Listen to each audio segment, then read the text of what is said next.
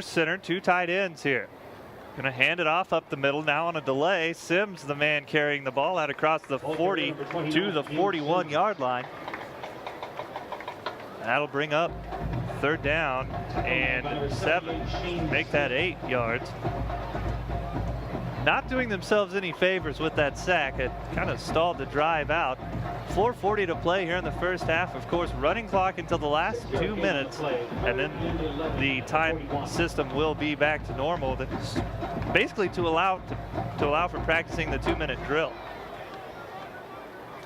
Cummings in the gun, 3-man wide left, 1-man right, and 1 man in the backfield. Here's the pass. Swing pass out to Sims, fielded at the 40. He'll be taken down there, inbounds, and that'll bring up 4th and long. Holden Tharp getting in on the play there. Great job, flying to the football, Jay. You hear that cliche a lot with defensive coaches, but you've seen it today from this defense. And I've heard it a lot from Dave Campbell over the last couple of weeks. Dave Campbell, the defensive coordinator, has been stressing that. He's been stressing the importance of speed and how much of a role that plays in the success of a defense, and we're seeing that today. Patterson deep to return. He's going to call for the fair catch and field it at the 18-yard line, deep in his own territory. Damon Patterson, Trevor, a guy that last year was injured early in the season, allowing him to take a red shirt for that injury, come back again this year as a senior, and he'll be a huge asset to this Kansas offense and special teams. Now we know he'll be back to return kicks. Last year, we saw a little bit of Bashirs back there. Evidently, Charlie Weiss says, well, Bashirs has been playing back there for the white team, but obviously both of those guys won't be out there returning punts for the regular season games. And I'm interested in seeing what Patterson can do as far as his health goes. Absolutely, and a switch at quarterback for the blue team. Dane Christ back in the game. He'll hand it off here to Tony Pearson over the left side, who will rush for a couple of yards. And you see there, such lateral quickness from Tony Pearson.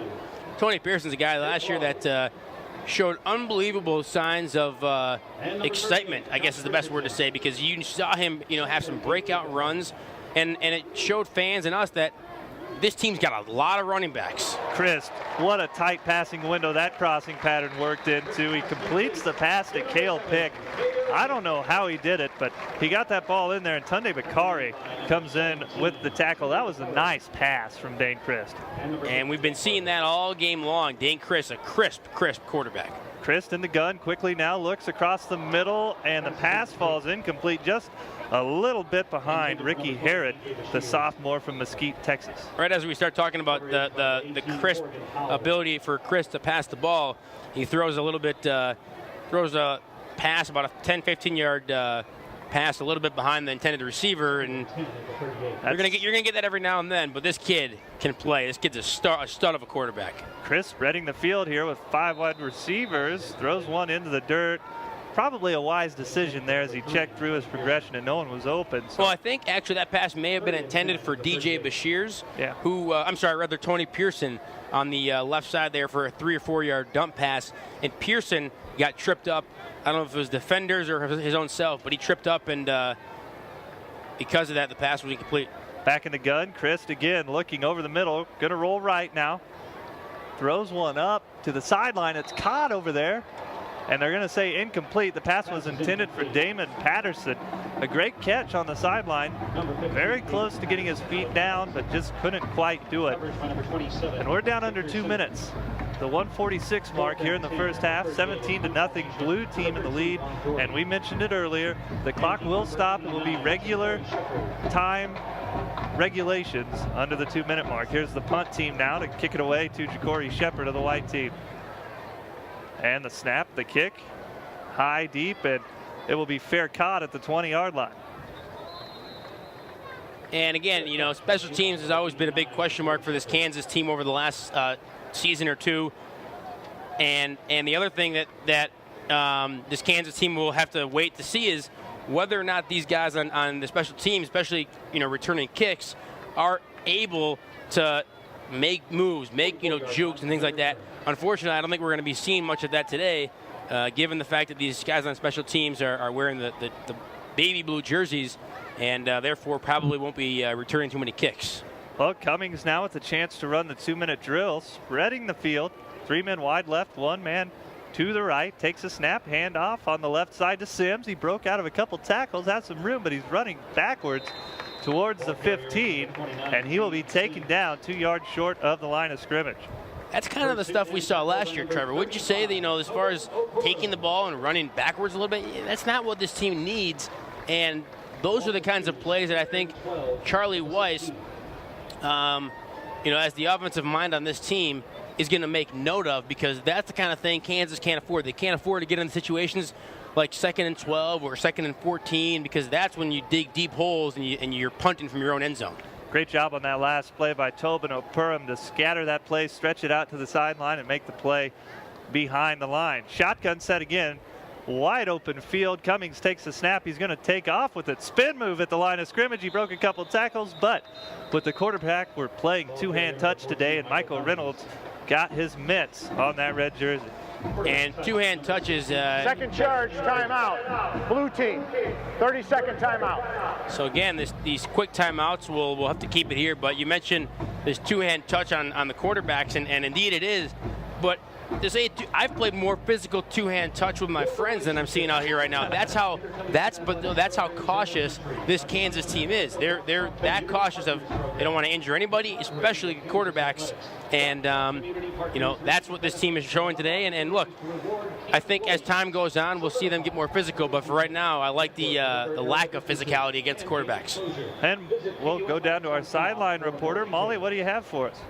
Yeah, well, we have some players here on this blue defense that we're seeing, and they've had 3 coaches here in their stay at KU.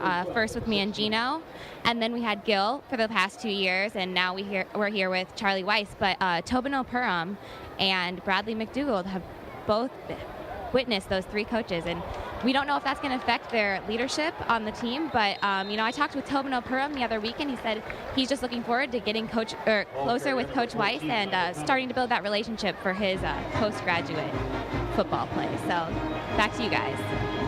Absolutely a big point to be made here, not only with Dane Chris making the adjustment, but Charlie Weis as well.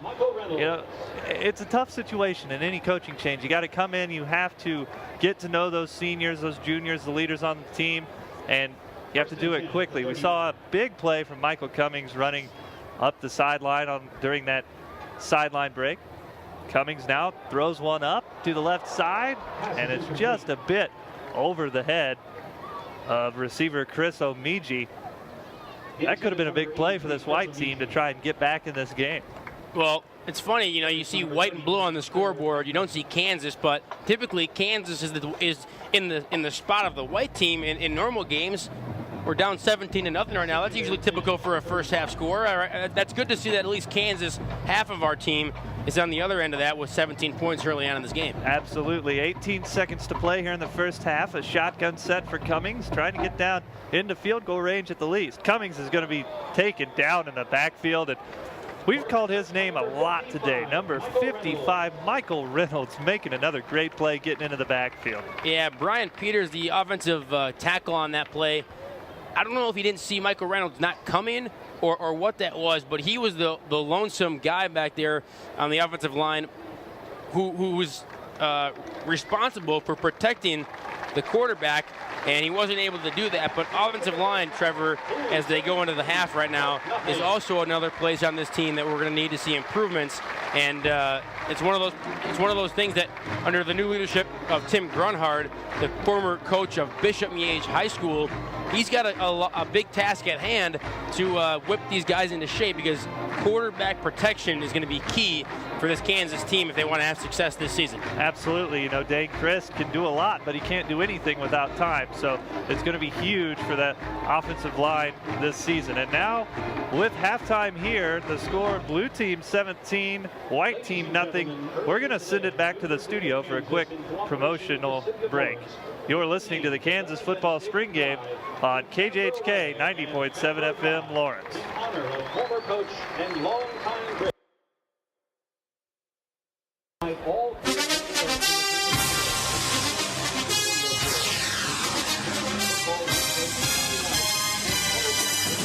welcome back inside Memorial Stadium for the 2012 spring football game. Thanks for joining us here on this beautiful April afternoon. I'm joined by Trevor Graff.